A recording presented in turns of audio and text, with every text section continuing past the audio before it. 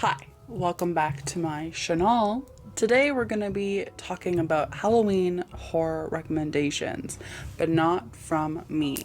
Today we're going to be focusing on recommendations from horror authors. Now you may notice that there's something a little bit different about me today. I wonder what it could be. Maybe it's the fact that I have a new microphone. So no more of this crispy, crunchy, uneven, patchy audio. We're not doing it anymore. We refuse. We rebuke it in the name of Jesus. No thank you. No. Instead, what we're going to have is crisp, beautiful, translucent, silky, clear audio that is going to be a reflection of the quality of our characters, specifically my character, because I guess these are my videos. No more of this like baddie on a budget type shit. No, Jordaline Reads is only here to serve quality. And that's all you should expect, period. Anyway, and you can expect to see this kind of quality in future videos. Today we have the creme de la creme, okay? Today we have horror authors who are not only gorgeous and beautiful, but also incredibly talented. These authors truly understand what it means to be frightening, what horror means. Horror. I'm so thankful that each and every single one of them agreed to do this video, and I am so excited for you to see what they have to offer. Not only that, but their recommendations. Now there are going to be a few faces that you recognize, like Sergio Gomez, and there might be some that you recognize, like Chaney, but there might be others who you're like, wait a minute, who are you? I've never seen you before or heard of your book. And you might want to just like check them out. These people all write and produce and create quality content, whether that be in books or art or video. I highly recommend that you check out all of them. I will have so many links in the description. Please support these people. They are doing Satan's work, and that's all we can really ask for. I hope you enjoy this video. I hope you find some really cool recommendations and you find some really cool new authors to check out. They're literally the bee's knees. They are the cat's ass. Without further ado, let's begin the video. Oh, but before you go, actually, never mind. Don't forget also to hit subscribe, because we talk about spooky shit, we talk about creepy shit, we talk about being best friends with horror authors and shit. Because all of these people and I are now like totally best friends. They don't know it, and most of them probably like don't want to, but like we are, so it's like no big deal. Okay, now start the video.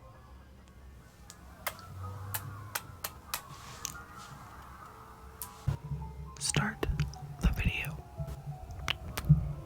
Hey creeps, my name is Chaney, host of Library Macabre on YouTube, and I am here today thanks to Jordaline. So Jordaline, thank you so much for inviting me to talk about Halloween horror books. I actually wrote a Halloween themed book of my own called Autumn Crow. It's about a town called Autumn Crow Valley where it is Halloween every night. And I actually have another book coming out soon called Autumn Crow High. It's the first book in a series, so that'll be coming out very, very shortly. So needless to say, I know a thing or two about Halloween themed books. So after a lot of thinking about all of the Halloween themed books that I've read, I finally settled on one that not many people talk about. I don't hear people discuss this book near often enough. And that is a little book called Greetings from Moon Hill by Anthony J.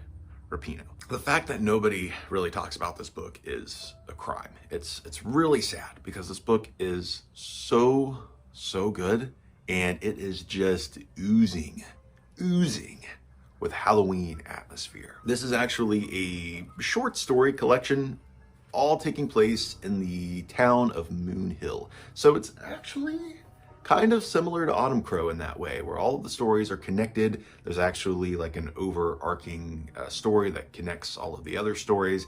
And it's really cool how this book is set up. It's got all kinds of like creepy photographs and illustrations, and I like that the pages themselves have that kind of like old, worn look to them. Yeah, just a really well-designed, put-together book. Anthony J. Rapino's writing is fantastic, and it definitely just makes you feel the chill of the autumn wind. You hear the crackling of the leaves. It's a decent-sized book as well, so it'll give you plenty of entertainment throughout the Halloween season. Not enough people talk about this book, and it just breaks my heart because it deserves so much more. So yeah, that is my recommendation right there. Greetings from Moonhill by Anthony J. Rapino. Hi, my name is Claire L. Smith. I am a horror author. My two works at the moment include Helena, which is a gothic horror novella, and also When We Entered That House, which is another horror novella that just came out on October 15th. I'm also a visual artist. I do all kinds of horror art, and as a result, I just don't sleep. I'm from Australia. I am Australian. And although we don't really do Halloween as big as some other countries, that doesn't mean that we are completely deprived from the good spookiness that comes from this glorious time. So the book I am recommending to you right now is a book that I rarely get the opportunity to recommend, and that is just because it's one of those books that is it just messes you up so much. It reminds me of Halloween because I first read it during Halloween, I think a couple of years ago, not long after it first came out. And now I just sort of revisit it every time because it just like really gets me into the vibes. Normally I have such a hard time remembering like the plot of a book after I finished reading it. It's like it just goes into the junk pile like a day or two after I'm done, but this book has just stuck with me. Like, it's gripped onto me and it won't let me go. The book is, I had the ebook copy, so I'll pop the cover up here, is To Be Devoured by Sarah Tantlinger. I'll just read off the notes I have on the plot here. It's about a young woman named Andy who has gone through a lot throughout her life, essentially. But she's finally found some comfort in love in her girlfriend, Luna. However, she starts to develop a fascination with the vultures that swarm her house, looking for raw, decaying meat. Her fascination quickly turns into an obsession that leads her and those around her down a very dark path.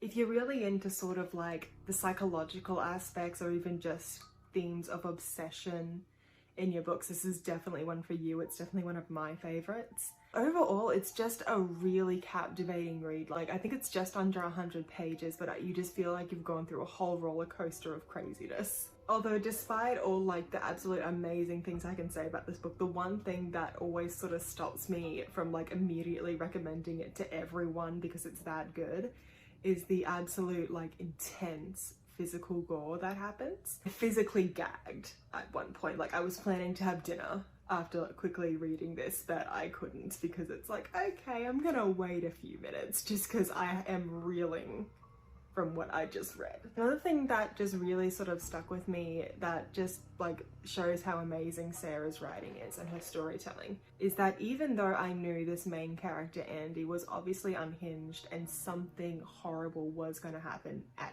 any minute, I was still low-key rooting for her. Like, I'm just like, no, like I was just so invested in her and just her psyche, or at least the destruction of that. It was like you were rooting for things to maybe turn out okay, but at the same time you could just see like the time bomb just going off slowly, even though you wanted, like, again, just that thing of just like, oh please everything be okay, but it's like, honey, what are you reading a horror book? It's not. So it was just so well written, so captivating, so messed up, and I loved it. Like, thank you Sarah for the nightmares. So yeah, that is my spooky recommendation to you. Thank you so much to Jordaline for including me in this video. I really appreciate it. All my stuff will probably be in the description below, like my Patreon, my Instagram, where to buy my book. It's right here again. I need to pay rent, please. Happy Halloween, everyone. Hi, I'm Hailey Piper, and I'm going to talk about, for these spooky Halloween and Halloween adjacent reads, Root Magic by Eden Royce. I know it's probably not what people necessarily expect. It's a middle grade book, but just hear me out. It is fantastic. It is one of my favorite books of the year. Though it starts like at the beginning of the school year, as you know, time goes on, it gets into the autumn, and the spooky aspects of it really make it feel like a Halloween time book for me. There's lots of witchcraft, the root magic that Jezebel and her twin brother Jay are learning from their uncle Doc. It begins with their grandmother's funeral, and she used to be like one of the root workers for this town in South Carolina. It is just so interesting and so fascinating. The characters are so endearing, and it just has this constant like haunted quality. And that's because there's ghosts. There's different kinds of like, they're boo hags, and Jezebel's doll Dinah is like starts moving on its own in the night. A lot of it is about Jezebel and Jay trying to learn of the root magic that their family does. As time is changing, I mean, this is I think it's in the 60s. It's just a lot of ghostly vibes. It has just this haunted quality to it. There's these elements of like just this oppression and this murder in the past. These ghosts that are constantly after the kids. It constantly was surprising me by where it would go, and also kind of like, this is okay for middle grade. It's such an endearing book, and it's such a seasonal feeling book to me. Beautiful books. That's Root Magic by Eden Royce, and I think everyone should check it out.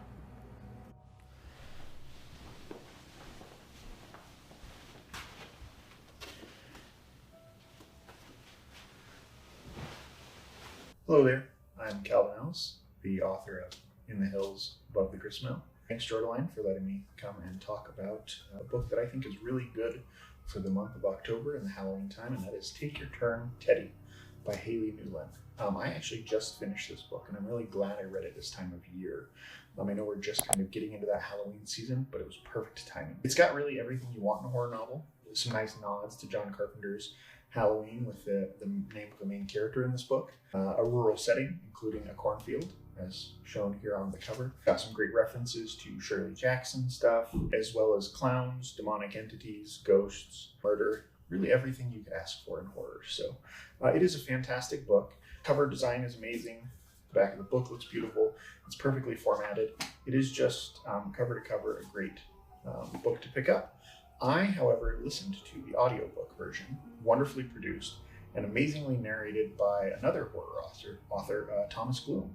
He did a fantastic job narrating, and I'm pretty sure it's his first feature-length narration. I know he's done a lot of shorts, but he did a wonderful job. So I suggest checking out either the hard copy or the audiobook. Both are good. I read about 3/4 of this one before I got the audio. The narration was so good that I started all over again. So it's a really good book, great for this time of year. And as something that is incredibly present in horror, it deals with mental health and trauma. And even though that's present in horror, it's not really always called out the same way. And Hayley does a fantastic job in this book in dealing with that. So if you're interested in mental health as it relates to horror, definitely give this book a read. It will impress you. I don't want to go too much into it because I feel like I might spoil some of it. But the pacing is really cool because it just kind of sucks you right in with this amazingly vivid tale of this little boy. Some tragedy strikes and you're just kind of left hanging. But that's like the kind of the earmark for all good horror, right? You don't really know what's going to happen next. So check it out. Look it up on Goodreads or Amazon and see if it's something that you're interested in. But I really loved it. So great job, Hayley. Great job, Thomas, on the narration. And thanks, Jordaline, for letting me come and talk about this really, really cool book. It's Sergio Gomez. I'm the author of Camp Slaughter and The Visitor, and I'm back on Jordaline's channel for this spooky video. Once again, start off by saying thank you to Jordaline for having me. It's an honor, especially to be in the Halloween edition of this video. But the book I will be talking about today is Night in the Lonesome October by Richard Lehman. This book is about a kid named Ed who, after his crush tells him she's in love with someone else, is like distraught and heartbroken. He can't sleep on Night in October, as the title suggests. So he decides to go out on a walk around his neighborhood. This particular night isn't a normal night. Weird shit starts happening as the story unfolds. It's like a slasher mixed with some like coming of age elements. I wouldn't call it young adult because if you've never read Richard Lehman before, he's very gory and very sexually graphic, so it's not young adult, but the themes are very much coming of age. Like Ed has this like rival. Eventually they become friends, and he actually does something really, really neat with that character. I don't want to spoil it, but if you end up reading this book, I think you will know what I'm talking about in this video. You'll read it, you'll get to the part with the particular character, and you'll go, oh, that's what Sergio was talking about in his video. It goes through this like batshit crazy night that he has. Yeah, if you've never read Richard Lehman before, his books are absolutely fucking bonkers. Like, they're nuts. If you don't go into this book thinking it has any sort of like logical plot, crazy shit happening throughout the night, like completely random things, without giving away too much, like there's one scene where they need to get rid of a body, and all of a sudden there's like trolls underneath a bridge, and you're like, wait, what the fuck? Don't expect anything crazy. Reading this book, and Richard Lehman for the most part, really is like one of those like cheesy like 80s movies, but a lot gorier and a lot like explicitly violent. Like, don't expect it to make too much sense, just kind of go along with the ride and have fun. That's probably the best way to enjoy this book. Ooh, excuse me, you can edit that out, Jordaline. It's a neat book to read over October because obviously it takes place on a lonely night in October. That is my recommendation for this spooky edition of Jordaline's video. Once again, it is Night in the Lonesome October by Richard Lehman, an oldie, a goodie, and a bit of a content warning on this one, and really all of Lehman's books, because several scenes of rape in this book. If you're uncomfortable with that, there's your content warning. That's it for me, so check out this book, Night in the Lonesome October by Richard Lehman, and I hope you all have a very happy Halloween. Hope you have a very fun, spooky season. You can catch me on social media. Instagram is Sergio P. Gomez. The P's Pee-wee, by the way. Sorry, Twitter is @Serg P. Gomez. The P is also for Pee-wee, and that Facebook.com/author Sergio Gomez, I think. I don't know. Right. And then my website, of course, authorsergiogomez.com. You can buy my books there. There's contact, social media handles are all on there in case I got one of those wrong. That's it for me, so have a good one. Hi guys, it's Gemma Amor here with my recommended Halloween horror book for the grand month of October, which, as we all know, is the best month of the year. For my book recommendation, I'm going to keep it simple, and I'm going to talk about a book that's been very influential on me as a writer, and just in general throughout my life, ever since I read it at the young age of 19 when I was a starry-eyed English literature student. The book is Angela Carter's The Bloody Chamber, which is a short story collection of gothic, magic, realist, allegorical fairy tales retold using her kind of quite unique voice. So Angela Carter was an author who, for those of you that don't know, was active mostly in the 80s and the 90s, and she for a while lived and studied in Bristol, which is where I'm based. She was kind of retrospectively known, I guess, for being a little bit of a radical feminist, just in terms of what she wrote about and how she approached life, and she had quite an interesting career. And she's always been a big inspiration for me because she combined lyricism and poetic writing with this incredible imaginative kind of, the scope of what she writes is enormous, but also she's a very sexual person and she's very sensual and very female, very feminine in how she writes. This short story collection, as I said, is a retelling of classical fairy stories. It starts with the title story, which is The Bloody Chamber, which is a very imaginative retelling of the legend of Bluebeard, told from the perspective of a young virginal woman who marries a mysterious, quite horrible prince and moves to a castle where she then discovers all sorts of quite grisly secrets. I won't spoil it for those of you that haven't read it, but it involves some very stirring an intervention from her mother, who's a very strong character, some incredibly detailed descriptions of some quite disturbing things, and it's also very sexy. And that's the kind of running theme throughout the book is a woman's sensuality, exploring what femininity means, exploring the ideas of feminism through a woman's body, but also through lots of other concepts. So you have lots of retellings of vampire stories, enjoyable exploration of, I guess, what we would think of as classical fairy tales. Another one is The Tiger's Bride, which explores Carter's kind of fascination with love and how we love and how aggressively we can love.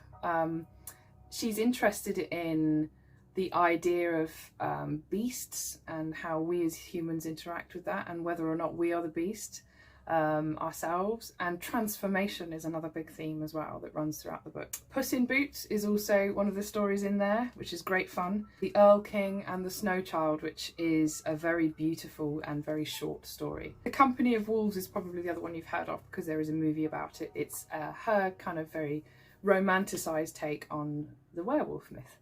This is my recommendation for your Halloween read. If you want something beautifully written, very sensual, that is an entirely unique perspective on what we think of as kind of Gothicism and fairy tales and retelling those kind of classical stories of old, I can't think of a better book to sit down and read on Halloween.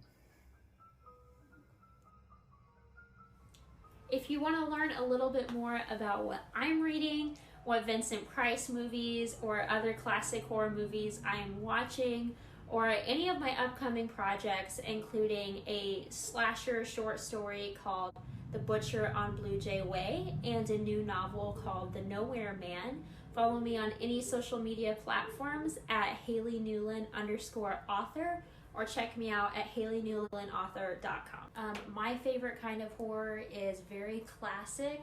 I love the 70s era, but more specifically, I love Vincent Price and Hammer films. I'm a huge fan of authors like Shirley Jackson and Mary Shelley, and film creators today like Mike Flanagan.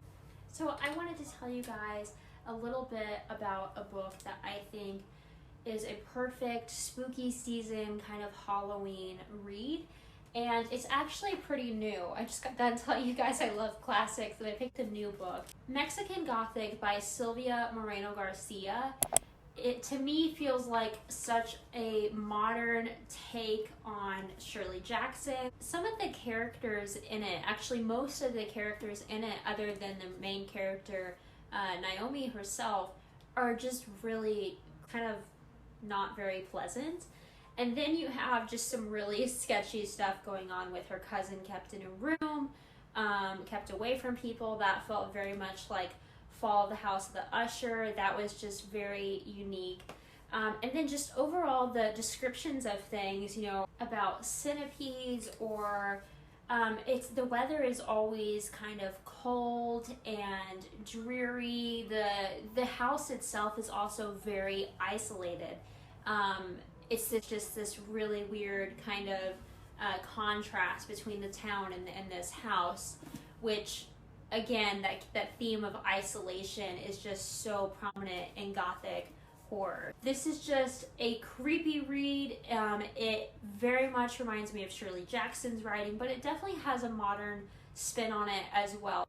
So Mexican Gothic is a perfect read for the Halloween spooky season. I highly recommend it to fans of anything Mike Flanagan has created, the Netflix series Bly Manor, Haunting of Hill House, and his latest Midnight Mass. I also strongly recommend this for fans of Gothic horror that kind of blends supernatural with psychological. This is just a brilliant, brilliant novel and perfect for spooky season.